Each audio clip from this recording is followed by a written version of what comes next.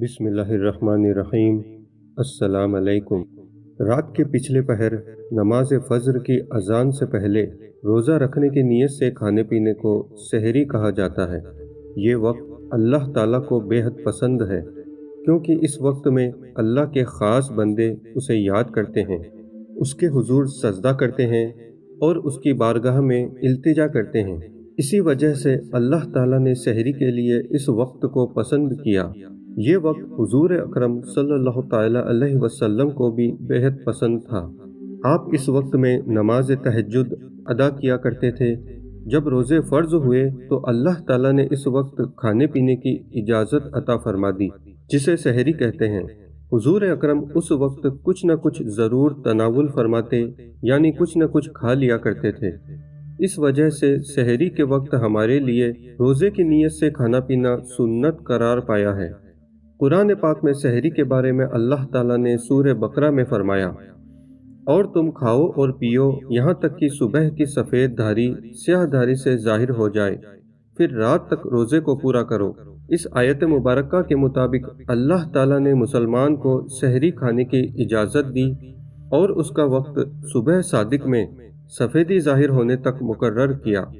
سفیدی ظاہر ہونے کا مطلب رات کی سیاہی سے روشنی کا ظاہر ہونا ہے، جس کو پو پھٹنا بھی کہا جاتا ہے۔ لہٰذا پو پھٹنے یعنی اذان سے پہلے صبح صادق تک کھانے پینے کی اجازت ہے۔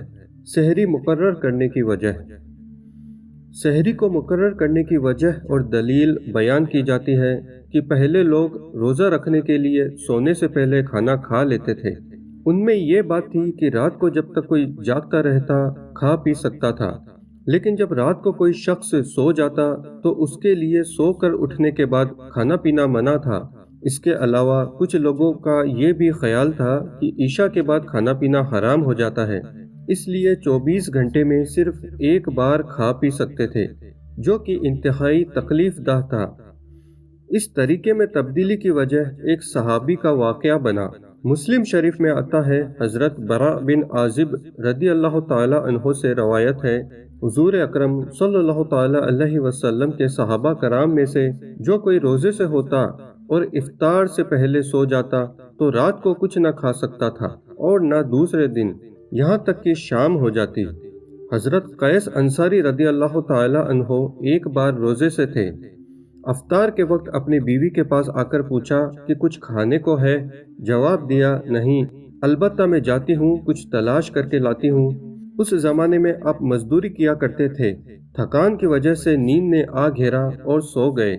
بیوی نے واپس آ کر دیکھا تو کہا، افسوس، نیند لینے کی وجہ سے اب کچھ کھا پی نہ سکتے تھے۔ دوسرے دن دوپہر کو بھوک اور کمزوری کے بعد بے ہوش ہو گئے۔ جب رسول اللہ صلی اللہ تعالی علیہ وسلم کو بتایا گیا تو آپ بے حد غم زدہ ہوئے۔ پھر اللہ نے یہ آیت اتاری۔ بخاری شریف میں آتا ہے، روزہ کی راتوں کو شوہر بیوی کا جمع ہونا حلال ہے، اور یہ آیت نازل ہوئی، کھاؤ پیو جب تک سفید دھاگا سیاہ دھاگے سے ظاہر نہ ہو جائے۔ اس حدیث سے معلوم ہوتا ہے کہ اللہ نے جو آیت نازل فرمائی اس سے سحری کھانے کی اجازت مل گئی۔ اس وقت سے مسلمانوں کا روزہ صبح صادق سے لے کر شام تک ہو گیا۔ اس آیت میں جو سفید اور سیاہ کا ذکر آیا اس میں من الفجر کا لفظ نہیں اترا تھا، تو کچھ لوگوں نے اپنے پیر میں سفید دھاگا اور سیاہ دھاگا باندھ لیا اور کھاتے پیتے رہے کہ جب تک اس کا رنگ نہ کھلا۔ تب من الفجر کا لفظ نازل ہوا اور لوگ جان گئے کہ اس سے مراد رات اور دن ہے۔ اہل اسلام کے روزوں کی سحری اسلام کی خاص پہچان ہے، جو یہود اور نصارہ میں نہیں پائی جاتی۔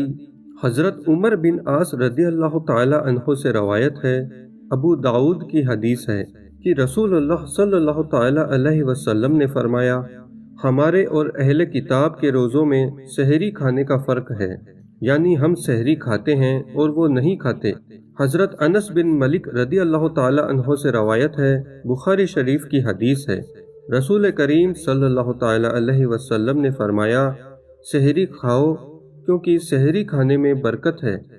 سحری کے وقت روزہ رکھنے کے لیے نہ تو اتنا زیادہ کھایا جائے کہ سارا دن طبیعت بوجھل رہے، اور نہ اتنا کم کھائیں کہ شدت بھوک کی وجہ سے روزہ نبھانا مشکل ہو جائے، اور اگر سحری کے وقت کچھ نہ کھانے کو دل چاہے تو کھجور یا پانی پی لیا جائے تو بھی سحری کا ثواب مل جائے گا، اور اس طرح سنت نبوی پوری ہو جائے گی۔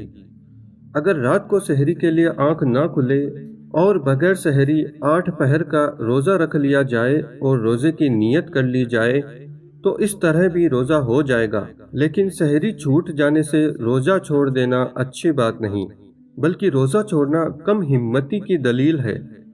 لہٰذا مجبوراً 8 پہر کا روزہ رکھنے کی بھی گنجائش ہے۔ اگر اس وجہ سے روزہ نہ رکھا تو روزہ چھوڑنے کی قضا لازم آئے گی۔ سحری کھانے کا سب سے بہترین وقت رات کا پچھلا پہر ہے، جس کی کئی حدیث ظاہر ہو چکی ہے، لہٰذا اذان سے پہلے تک سحری کھا سکتے ہیں۔ حدیث میں اس بات کو پسند کیا گیا ہے کہ جب سحری کا وقت ختم ہونے میں کچھ وقت باقی ہو تو اس وقت سحری کھانا بہتر ہے۔ ابو داؤد میں آتا ہے، حضرت انس رضی اللہ تعالی عنہ سے مروی ہے، حضور اکرم نے سحری کے وقت مجھ سے فرمایا، اے انس، میں روزہ رکھنا چاہتا ہوں اور مجھے کچھ کھلاؤ۔ میں نے کھجور اور پانی کا ایک برتن حاضر خدمت کیا۔ کھجور میں انسان کے جسم کے لیے تمام جسمانی ضروریات پوری کرنے کی صلاحیت ہے، لہٰذا اگر کوئی اور غذا نہ ملے یا سنت رسول کی پیروی میں کھجور سے سحری کی جائے تو یہ انسانی قوت کے لیے کافی ہوگا، اور اسے حدیث کے پیش نظر ہی سحری کے لیے بہترین قرار دیا گیا ہے۔ رمضان کے مہینے کی فضیلت اور مسائل کا بیان جاری رہے گا، ہمارے ساتھ بنے رہیے۔ ویڈیو پسند آنے پر لائک ضرور کریں، چینل کو سبسکرائب کر کے بیل آئیکن پریس کریں، اپنے دوستوں کے ساتھ شیئر بھی کریں۔ جزاک اللہ، اللہ حافظ۔